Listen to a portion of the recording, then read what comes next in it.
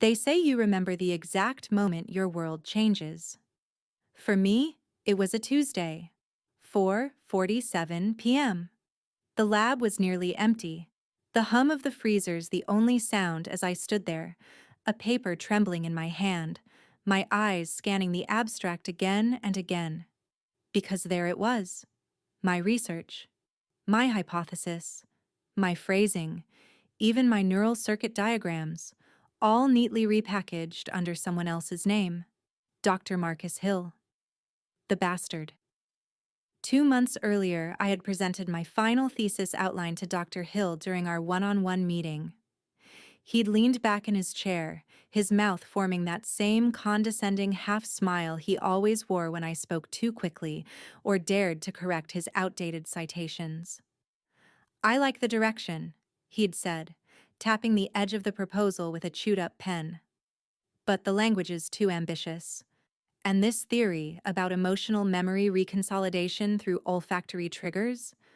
Pure speculation." I had left that meeting feeling dismissed, maybe even a little embarrassed, but I kept going.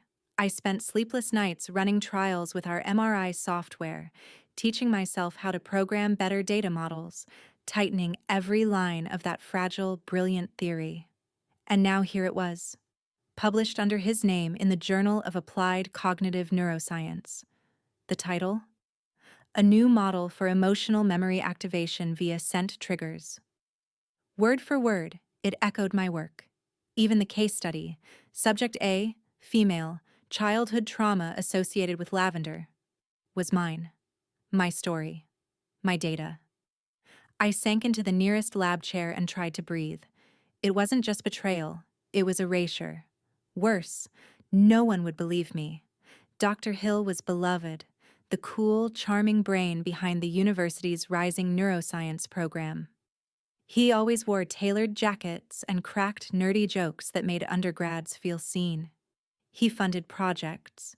He gave TEDx talks. He had power. And I was a 23-year-old grad student from the middle of nowhere with an experimental theory and 0 publications to my name. For 10 minutes, I sat in silence, letting the fluorescent light hum over me. Then I took out my phone and began documenting. Screenshots of the article, my thesis draft, emails, notes, voice memos. I backed everything up twice. If I was going to take him down, I had to be methodical, and I had to make it hurt. Because Dr. Marcus Hill didn't just steal my paper. He stole my story, my trauma, and he turned it into a bullet point on his resume. He climbed higher on my broken pieces, and I would not let that stand. I didn't sleep that night. Instead, I sat cross-legged on my dorm bed, laptop open, files arranged in meticulous folders, every draft I'd ever written. Time-stamped notes in my own handwriting, lab logs, calendar entries, my old voice memos where I whispered half-baked ideas at 2 a.m., sometimes with my toothbrush still in my mouth. Everything that proved the timeline, my timeline. It was overwhelming, but it gave me a strange sense of calm, like I was gathering armor. The next morning, I walked into the department with the same smile I'd worn for the last year. Friendly, eager, unthreatening. No one knew. Not yet. Dr. Hill passed me in the hallway around 10:30. He gave me a nod, that same smug confidence in his stride. His hair was perfect. His shoes were polished, and I wanted to scream. Instead, I nodded back. Revenge, I reminded myself, had to be patient. That afternoon, I booked a meeting with the Associate Dean of Research Integrity, Dr. Elise Ramos. I didn't explain much, just that I had a concern about attribution on a new publication. She gave me a slot 3 days later. 3 days felt like forever. So in the meantime, I decided to plant seeds. I started with Noah, a second-year neuroscience PhD student who had once complimented my lavender trial data during a seminar. He was sweet, curious, and a bit of a gossip. Perfect. Over coffee, I casually mentioned how wild it was that Hill had published a scent-based memory paper when just a few months ago he'd told me the concept was too speculative. Noah blinked. Wait, that was your idea? I thought he came up with that himself. Apparently not, I said lightly, sipping my drink. I watched the gears turn in his head. I did the same with Amira, a lab tech who handled MRI scans. She remembered me booking extra hours last semester, and how odd it was that Hill kept requesting raw data from students without explanation. By the end of the week, whispers had started. But whispers weren't enough. I needed a formal record. My meeting with Dr. Ramos was tense. She was polite, but skeptical, like someone bracing for the possibility that this was just a student misunderstanding. Until I showed her the files, the time-stamped thesis, the original draft, the raw data, the identical phrasing. I didn't cry. I didn't beg. I just laid it out, page by page, like a lawyer presenting a case. When I finally looked up, her expression had changed. Not disbelief, not sympathy. Something else. Something sharper. "This is serious," she said quietly. "I know." She asked for copies of everything. I had them on a drive, encrypted and ready. She told me to keep this confidential for now, not to confront Hill directly. "We'll investigate," she said. I nodded. I knew what that meant. Bureaucracy, meetings, internal reviews, months of silence while he kept speaking at conferences and collecting grants. So I made a decision. I wouldn't wait for them. I started reaching out to former students. Some had stories, subtle ones, vague echoes of mine, projects taken over without credit, data shared in grant proposals they never saw again. Most were too scared to speak up. Hill had glowing recommendations and deep connections. He could ruin futures, but one person agreed to talk.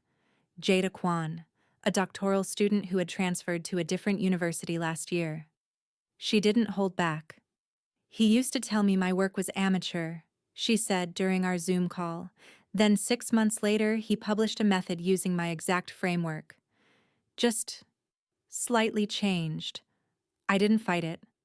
I thought no one would believe me. I recorded our call, with her consent. Suddenly, I wasn't alone, and that made me dangerous. By the end of the week, I had a dossier thick enough to make Hill sweat. But I still needed the right moment. Something public. Something permanent. So I set my sights on the annual Cognitive Neuroscience Symposium, a fancy title for a weekend full of egos, presentations, and academic peacocking. Hill was scheduled to give a keynote, and I had a plan. The ballroom smelled like citrus polish and old money. I stood near the back, arms folded, watching the crowd settle into the plush velvet chairs. It was the kind of academic event where everyone wore name tags, but no one looked at them. Where junior researchers rehearsed smiles and tenured professors held court like minor royalty. And at the center of it all, prepping his slides with the AV team, was Dr. Jonathan Hill. He looked exactly as expected. Charming, composed, completely unaware that I was about to gut his reputation with surgical precision. I clutched my folder tighter. Inside, printed documents, my USB drive, and a few surprises. I didn't plan to make a scene. Not yet. But I was here to ensure the truth couldn't be swept under a departmental rug. The keynote began exactly on time. Hill stepped up to the podium, thanked the committee, and launched into his signature blend of storytelling and science. He had the audience from the first slide, colorful brain scans, clean charts, an anecdote about a childhood memory triggered by scent. I felt a flicker of rage. That anecdote was mine, word for word. A story I'd told him in my second month in his lab, while we cleaned equipment late at night. Back when I still admired him. My heart pounded, but I kept my posture relaxed. No blinking, no twitching. Midway through the talk, I stood quietly and slipped out the side door. The media booth was just down the hall. I knew from prior years that the symposium live-streamed all keynotes for alumni and guests, and they recorded everything. I knocked gently. A young tech with dyed blue hair and too many lanyards opened the door. "Hi," I smiled, holding out a press pass I'd borrowed from my friend Noah. "I'm covering the symposium for our student journal. Mind if I sit in for a bit? I just want a screenshot of the keynote." He barely glanced at the badge before waving me in. The booth was quiet, bathed in screens. On one, Hill gestured animatedly about olfactory triggers and memory encoding. On another, the live stream's YouTube channel blinked with the red dot of recording. I pulled out my USB. "Can I copy a frame or two from the talk?" I asked casually. "Sure." The tech shrugged, sliding the keyboard toward me. 2 minutes later, I'd copied more than a frame. I now had his entire talk on my drive, including every slide, his exact words, and the timestamp. Perfect. But I wasn't done. Next, I logged into the anonymous university tip line and submitted a detailed report attaching my evidence. The title: Plagiarism in Symposium Keynote, Dr. Hill's Stolen Research. I CC'd it to 2 academic watchdog Twitter accounts, the neuroscience subreddit mod team, and, just for dramatic effect, Jada Kwan. By the time I returned to the ballroom, the Q&A had started. A nervous-looking graduate student stood with a microphone. "Dr.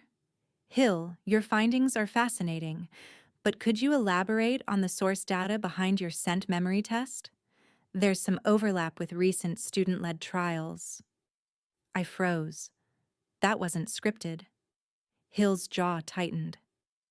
"I assure you," he said smoothly, "all data presented today was gathered under my supervision and with full attribution where applicable." He was sweating now. Then, someone else stood. A postdoc I didn't recognize. "Wasn't that trial originally developed by Siena Vale?" The room rippled. My name felt like a live wire in the air. Hill's face darkened for a split second before he caught himself. "I worked closely with Ms. Maris during her preliminary trials," he said. "However, the final data set and analysis were conducted independently." I smiled. Not for long. The first tweet landed before he could finish his sentence, then another, and another. Within minutes, phones were buzzing quietly all over the room. Screens lit up with screenshots of side-by-side slides, my original thesis next to his keynote presentation, time-stamped files, quotes, my voice recording, Jada's written statement. It was unstoppable. Dr. Hill faltered. I believe there's some confusion here. I'm happy to clarify with the appropriate committees." Too late. I slipped out again. By the time I got back to my dorm, my inbox had exploded. A journalist from an academic blog had reached out. Dr. Ramos had emailed, "Please come to my office first thing Monday." And a message from Jada. "You did it. I'm proud of you. Let me know how I can help." I exhaled. Hill wasn't finished. Not yet. He'd fight back. Lawyers, statements, backroom calls. But he'd already lost the most valuable thing in academia: credibility. And I wasn't finished either. I wasn't just going to take him down. I was going to replace him. The fallout came fast. Faster than I expected. By Monday morning, the department was in chaos. Students huddled in corners, whispering. Professors avoided eye contact in the halls. And Dr. Hill's name was on every pair of lips, spoken softly, like a curse. I stood outside Dr. Ramos's office, heart thudding like a war drum. My inbox had exploded over the weekend, flooded with support from other students, alumni, and even junior faculty. Some wrote anonymously, others boldly. But they all said the same thing: "Thank you. He did this to me too." I was too scared to speak up. "You weren't. It's about time." Dr. Ramos opened her door without a word and motioned me in. She didn't ask me to sit. She just closed the door, crossed her arms, and studied me. You broke protocol, she said finally. You bypassed the university's formal complaint system. You went public. I met her gaze. Because if I hadn't, nothing would have happened. She stared at me a moment longer, then nodded. You're right. That surprised me. She exhaled slowly and sat at her desk. I reviewed your files. Everything's time-stamped, well documented. The evidence is overwhelming. Frankly, I'm embarrassed we didn't catch this sooner. He's done this before, I said quietly. Her eyes darkened. Yes, and we've let it slide. No more. A beat of silence passed. Then she added, the university is launching an official investigation. In the meantime, Dr. Hill has been asked to step down from all active projects. That felt surreal. He wasn't fired. Not yet. But he was cornered. She looked up again. Siena, I want you to know, we're taking this seriously, and I'd like to offer you your own research space, effective immediately, full access, and a budget. I blinked. A budget? A lab? It was more than I'd ever imagined, but still not enough. Thank you, I said carefully. But I'm not doing this for a lab. Or funding. I'm doing it because the system let him hurt people for years. She nodded, and for a moment, I saw the woman behind the position. Tired, determined, and maybe a little ashamed. We're going to do better, she said. The days that followed were a blur of meetings, interviews, and damage control. Some faculty tried to stay neutral. Others chose sides. Quietly, of course. Academic politics are like chess played on a minefield. But the students, they rallied. There were posters on the walls, protect student research, justice for Siena, Hill's legacy, Ka's theft. An open letter circulated with over 400 signatures demanding transparency and reform. And one night, someone graffitied the lab door Hill used to call his empire. Your kingdom has fallen. By Friday, he cracked. It started with a badly written statement emailed to the entire department. I deeply regret any misunderstanding and apologize if my work was perceived as derivative. I have always acted in good faith. It was classic Hill, vague, arrogant, and slippery. But it didn't land. No one replied. No one defended him. He was already gone from the group chats, the lecture invites, the university website. I saw him once, briefly, on campus. He passed me near the quad, sunglasses on despite the clouds. His face was pale, strained. He didn't look at me, but I looked at him, and I didn't flinch. A week later, I received an email that made my breath catch. You've been nominated for the Young Innovators Grant. Attached is your official invitation to speak at the Global Neuroscience Forum in Chicago.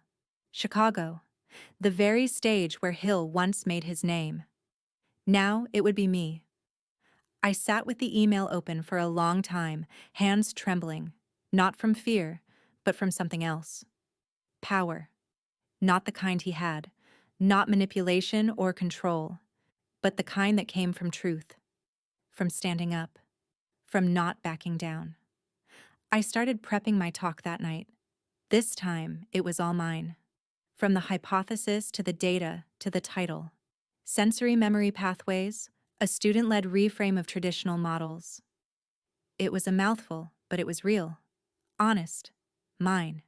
And I added one last slide at the end. No data, no charts, just text. To those who said I was too young, too naive, too emotional, thank you. You taught me exactly who not to become. 1 month later, I stood backstage in Chicago, holding my cue card with shaking hands. The stage crew adjusted my mic, and someone called my name over the headset. Siena Maris, you're up. I stepped into the spotlight. The applause began before I said a word. And somewhere, far from here, I imagined Jonathan Hill sitting in a quiet apartment, watching the live stream in silence, knowing that this time, the story was mine. The lights were still warm on my skin when I walked off stage, adrenaline buzzing in my fingertips. The crowd's applause echoed in my ears like waves crashing against a cliff. I'd done it. I hadn't just spoken. I'd owned the stage. Backstage, a young coordinator handed me a bottle of water and grinned. That was incredible. People are saying you're the breakout speaker of the forum. My throat tightened, but I managed a smile. Thank you. And then, she arrived. Tall, impeccably dressed, diamond stud earrings and a tailored blazer that probably cost more than my entire undergrad degree. Dr. Elise Chandler, the director of the Whitestone Institute, a world-renowned research facility just outside Boston. She was known for cutting-edge neurotech, real-time memory tracking, interface prototypes, cognitive restoration trials. And now, apparently, she was walking straight toward me. "Siena," she said, her voice smooth and commanding. That was one of the most compelling talks I've heard in years. I opened my mouth, but nothing came out. "I'm Elise Chandler," she continued. "I run Whitestone. I think we should talk." We sat in a quiet corner of the conference lounge. She didn't waste time. "You've got something special," she said, folding her hands. "Not just your data, but your fire. The way you command a room. The way you expose weakness and turn it into strength." I blinked. "I just wanted to tell the truth." She smiled. "Exactly. That's what the field needs. Less ego. More clarity." Then she leaned forward. "I want to offer you a position. Full research associate. Your own project. Resources, mentorship, the works. You'd be surrounded by some of the sharpest minds in the country. What you did today? At Whitestone, that would just be the beginning." I stared at her, stunned. "That's a lot." "It's what you deserve," she said smoothly. "But there's one thing I want to be clear about." Here it comes, I thought. We're fast-paced. We don't wait around for approval from outdated committees or fragile tenured egos. You'd have to be ready to make decisions, to be bold, to take risks. Risks. That word sat in the air like a dare. That night, I sat alone in my hotel room, her offer replaying in my mind. It was everything I'd fought for. Recognition, autonomy, power. But something gnawed at the edges of my thoughts. Was I ready for that kind of leap? Was I trading one system of control for another, just glossier, more well-dressed? I opened my laptop and reread the anonymous messages I'd received after the Hill exposure. Students, interns, even faculty. They all shared one fear. If I speak up, I'll lose everything. And yet, here I was, offered everything because I had spoken up. Was that justice? Or irony? The next morning, I called my mom. She answered in her usual sleepy voice. "Hi, honey. You did amazing. I watched the whole thing." "I got an offer," I said. She was quiet for a beat. That was fast. "Yeah, it's intense. Do you want it?" "I think so." "Then take it." I hesitated. "But what if I turn into someone like Hill?" She laughed gently. "Then you'll stop. Because you're not him. You never were." Her words settled something in me. I wasn't him. But I was now stepping into his world. I called Dr. Chandler that afternoon. "I'm in," I said. "Good," she replied. "Pack your bags. Orientation starts Monday." Whitestone was everything she promised. Sleek, state-of-the-art, buzzing with innovation, but also cold. There was no small talk, no late-night pizza in the lab, no ragged posters or coffee-stained notebooks. Everything gleamed. Everyone moved with purpose. And yet, for all its brilliance, it felt sterile, controlled. I met my new team, 4 researchers, each brilliant, each guarded. They smiled politely, offered handshakes, but I could tell they were watching me. I was the new firebrand, the girl who took down her mentor. And now, I was their colleague. 2 weeks in, I was called into Chandler's office again. "You've settled well," she said. "Your team respects you." "I hope so." She handed me a folder. "We want you to take the lead on something big, a prototype interface, real-time emotional memory tracking. You'd be the youngest project lead at Whitestone." I opened the folder. My stomach flipped. Half the research inside. It looked familiar. Charts, models, terminology I had coined. "This is mine," I whispered. "It's based on your work," she said calmly. "We've expanded it, refined it. It's why we brought you in." I looked up. "Did you ask me? Before adapting it?" "We didn't need to. It was public. Published under university release. Open source." Technically, true, but it felt like theft. Again. And suddenly, I saw it. The difference between Hill and Chandler? Style, not substance. I closed the folder slowly. "Before I say yes," I said carefully, "I want one condition." She raised an eyebrow. "My name, on every stage, every credit, every paper. Full lead authorship." She didn't blink. "Of course. It's yours now." I left her office with the folder under my arm and fire in my chest. I wasn't here to be used. I was here to own. And I would never forget the lesson I learned in that dark basement lab back at university. If you don't guard your story, someone else will steal it and tell it better. Not this time. Weeks passed. Whitestone felt less foreign and more like a second skin. I buried myself in the work. Late nights, early mornings, lab tests that blurred into the next. I pushed the prototype forward with a focus that left little room for anything else. And slowly, the world started noticing. A mention in Wired, a podcast invite, an email from a TEDx curator asking if I'd like to speak about ethical innovation in neuropsychology. Funny. Ethical. That word echoed louder now, because no matter how far I'd come, a small part of me still stared at that flickering light in Hill's office, back when I was invisible, angry, and desperate to be heard. But now, people were listening, and I had to decide what I'd say next.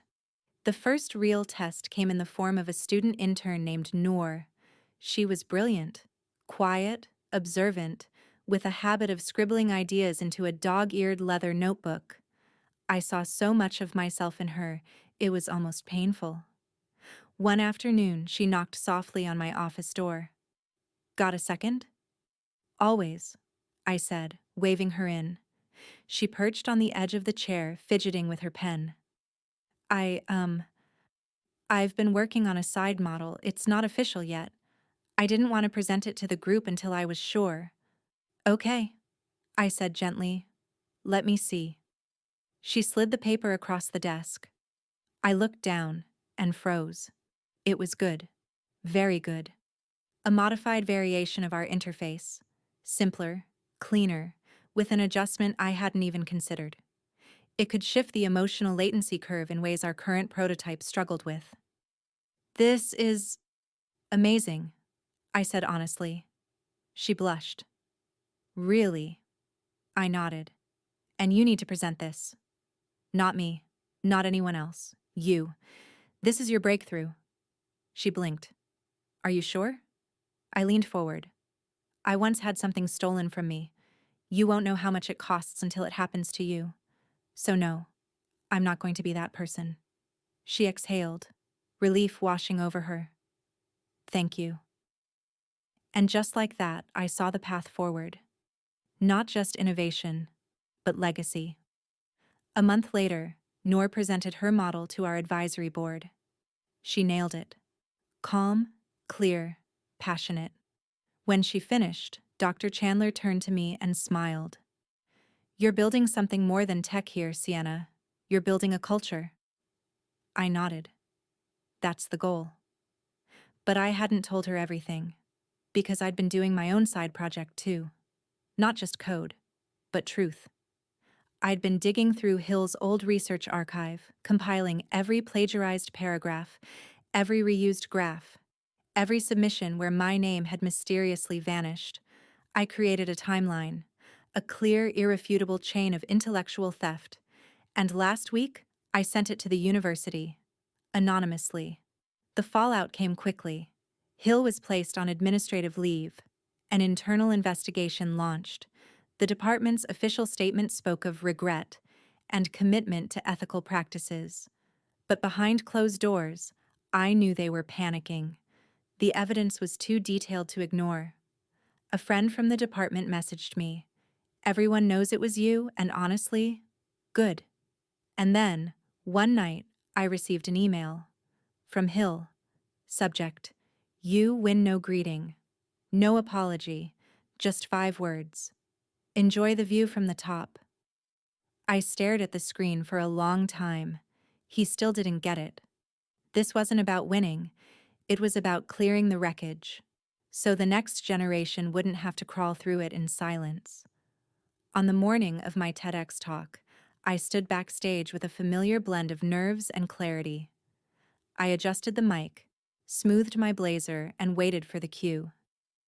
When I stepped onto the red dot, the lights felt less blinding this time. I knew who I was now. No longer a ghost behind a professor's glory, no longer a victim in a locked office. I was Siena Vale, lead researcher, survivor, architect. "My name is Siena," I began. "And for years I believed that in science, the strongest idea would always rise, that merit would win, that credit would find its way to those who earned it." A pause, a heartbeat. That belief nearly destroyed me. I told them everything. Not the gossip, the truth, the cost of silence, the pressure to stay grateful even when stolen from, the fire it took to speak, and the power of building something better afterward. After the talk, people stood, not just for the speech, but for the message. And maybe, just maybe, for every student out there who'd ever felt small, overlooked, erased. I smiled, stepped off stage, and let the applause carry me, not as a weapon, but as a promise. That in the world we were building, revenge could look a lot like justice.